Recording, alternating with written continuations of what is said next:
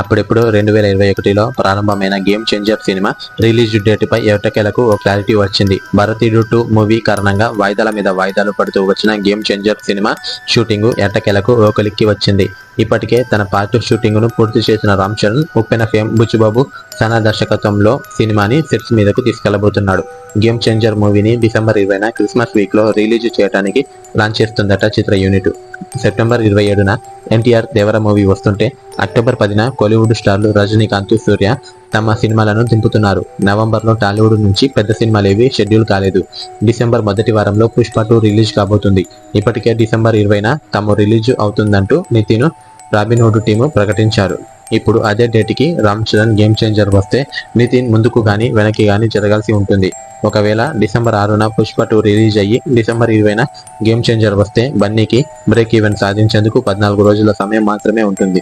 బన్నీ పుష్ప 2 మూవీకి pan India లెవెల్లో craze ఉంది. గేమ్ చేంజర్ మూవీ పైన ఇప్పటిదాకా సరైన బజ్ క్రియేట్ కాలేదు. జరగండి జరగండి అంటూ ఆ పాటకు సంబంధించిన స్టిల్స్ ని రిలీజ్ చేయడం, మరో ప్రమోషనల్ టీజర్ కూడా రిలీజ్ చేయలేదు చిత్ర యూనిట్. అయితే తెలుగు రాష్ట్రాల్లో రామ్ చరణ్ సినిమాకి మంచి క్రేజ్ ఉంది. దీంతో పుష్ప 2 సినిమాకి ఎంత పాజిటివ్ టాక్ వచ్చినా గేమ్ చేంజర్ రిలీజ్ టైంకి సగానికి పైగా థియేటర్లలో చెర్రీ సినిమా పడాల్సిందే.